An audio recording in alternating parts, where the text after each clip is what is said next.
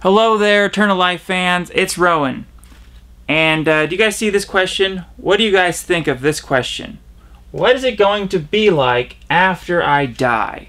Have you ever heard anyone ask this question? What do you think of when you hear this question? What it makes me think of is that it's kind of fatalistic, because in the question implies that you're going to die. In the question, there is an assumption that you're going to die. Now, this question is not that useful if you ask me. There's much better questions. But I'll get to that in a second. If this question can lead you to being afraid of death, which it might, then it would be kind of useful. Because if you ask this question and you start thinking about death, oh, what happens after I die? Oh gosh, maybe there's nothing. You know, and then you start to consider the worst case scenarios, all these horrible thoughts of death, you know, like that literally there's probably nothing after you die. I hate to put a probability to something, but it's not, I don't see any evidence that there's any kind of afterlife or anything like that, so it should make us afraid of death. So if this question makes you afraid of death, it can be useful.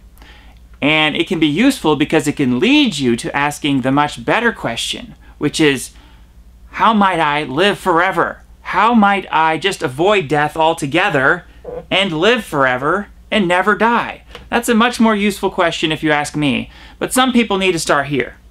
A lot of kids ask this question, for instance. But some people never leave this mode. They're asking this question their entire life. And, you know, we see a lot of unhappiness in the world. A lot of it could be because people are asking this question too much, and inherently in the question is this fatalistic idea that they're going to certainly die, it's inevitable. That's a depressing thought, and that can lead to people's unhappiness. So, let's all ask the question together. How might we live forever?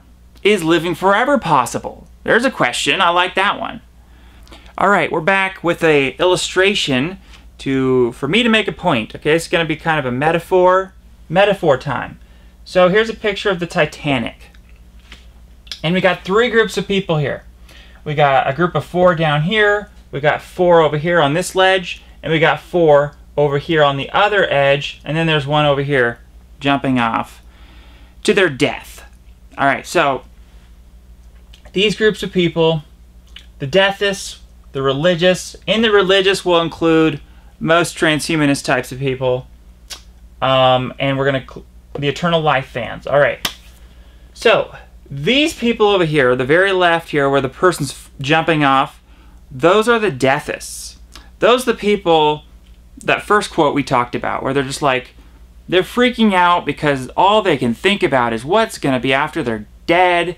They're screaming, they're freaking out, they're like, we're gonna die, you know, what's gonna happen after we die? And they're not asking the right questions, they're not kind of focused in the right way. And so they're not really preoccupied with like how to avoid death in the first place. So, they're not asking the right questions, they're not doing the right things. Most deathists out there, they're gonna die for that reason. They're not concerned with like how actually to live forever, like doing something, creating a strategy. All right, next we have the religious people. We're going to have those people be over here on this corner.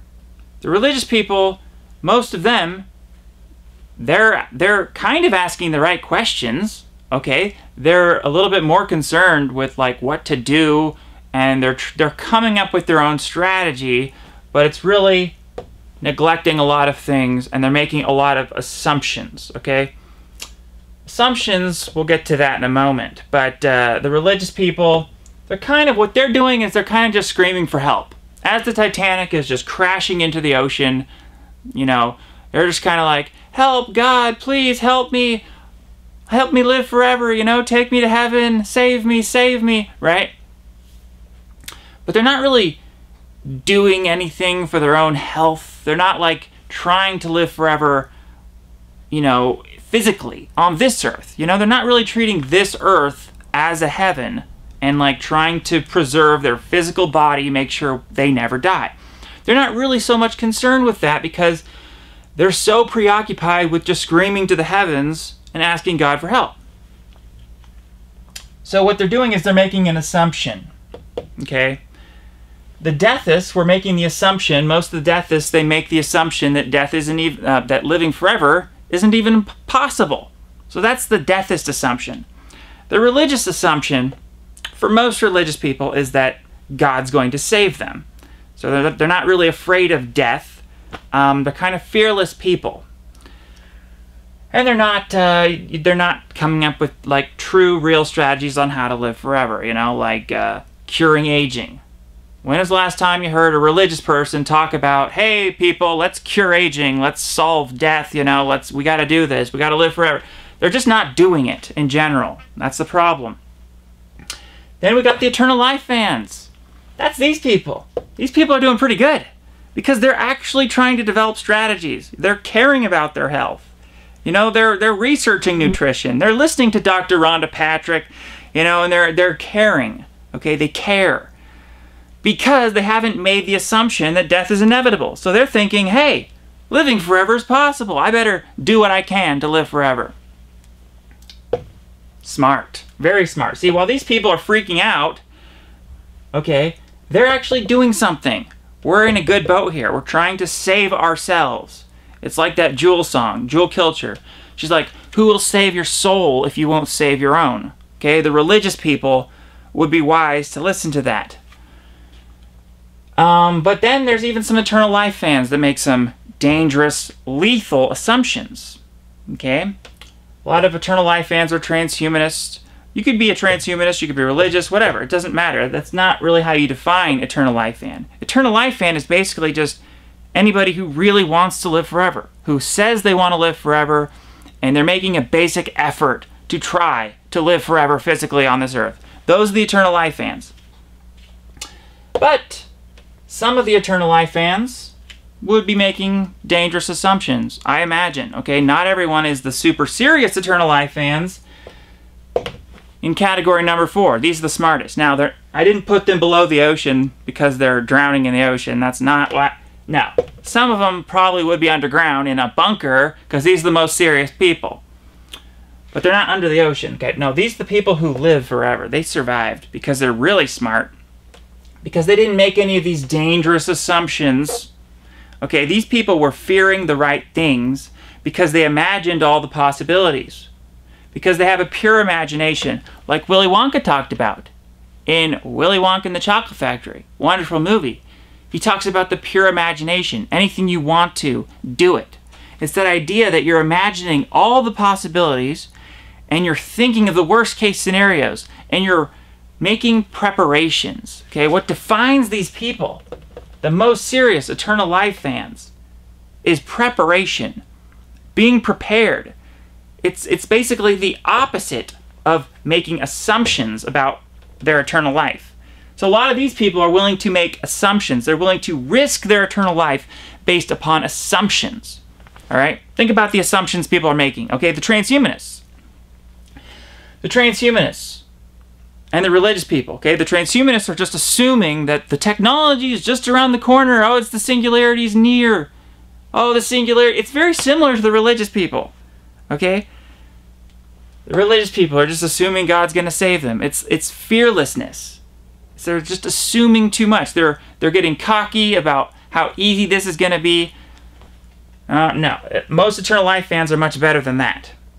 Okay, so they're making less assumptions, but they still might be making some assumptions. For instance, some of the eternal life fans might be thinking, yeah, of course I want to live forever, but you know that whole, fearing the hypothetical God thing that Rowan talks about? Yeah, that's pretty wacky, pretty wonky. I don't need to do that. I'll just live however I want.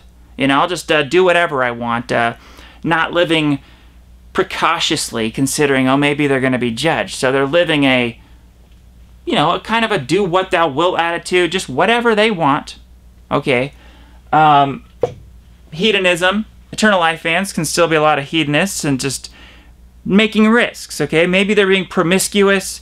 Maybe they're eating, they're not perfect with their diet. They're thinking, yeah, okay, you know, Rowan's not optimistic enough. Okay, this stuff is going to come. The technology's going to come. We're going to be saved, all right? So it's like they're just not being quite that serious. So they're making assumptions, right? They're assuming they're assuming I'm wrong, that there is no hypothetical God. Okay? Whereas I would just say, hey, those people, whether you believe in God or not, that's not really the issue. The issue is, are you preparing for a God? Okay? Because if you're preparing for a God, that's what's about using the pure imagination. You can imagine that there might be a God and just try to live accordingly. Don't do whatever you want. No, you're kind of guess the rules and consider what you might be judged by. You're living as though you might be judged, okay? Like this life could be a test. There could be this Willy Wonka-ish God, and you don't know what the rules are, and you're kind of having to guess and wonder, and, you know, kind of this God-fearing attitude that I think everyone should have. Those are the most serious Eternal Life fans, and they've really mastered the pure imagination. So, that about wraps it up. Don't risk your eternal life based upon some assumption, it can be really, it's not a humble thing, right? No, a humble person just admits what they don't know, you know, and just prepare for the worst. You can hope for the best, but by golly, prepare for the worst, using your pure imagination. So the most serious Eternal Life fans, we're on the boat. All right, we're on the boat with the other Eternal Life fans, meaning we're trying to cure aging as best as we can. We're trying to raise awareness, okay? We're trying to come up with the science. We're pushing the science. We're getting anti-aging funded by the governments. You know, we're doing all that stuff. We're giving money to the researchers and whatever we can do to speed up this process of curing aging. We're doing all of that. But in addition to that, we're also fearing the hypothetical God, because it's just an extra layer of carefulness. We're too careful with our eternal life to just leave something like this, you know, as far as risking our eternal life based upon an assumption that there is no test in life, that there is no God that might be testing us. We don't want to make that assumption because our eternal life is too important. So I just wanted to clarify that issue. But we're all together in this. We're still trying to live forever, physically, because the most serious Eternal Life fans would never accept death in any way, in any fashion. They are very terrified of death, okay? Because,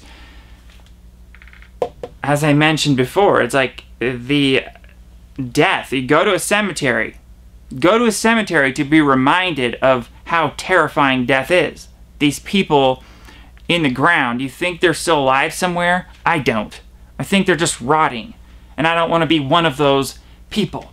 Okay? So, it's really about doing everything you can to increase your chances, your odds. It's an odds game, okay? It's like a gamble. Everything's a wager in life, but we're just, you know, putting the odds in as many different baskets as we can to cover all our bases, okay? That's what it's about. It's like you're a safe person. You're being careful. That's really the thing. Serious Eternal Life fans, the most serious ones, we're careful. Okay? We don't leave any stone unturned. So, thank you. May you live forever.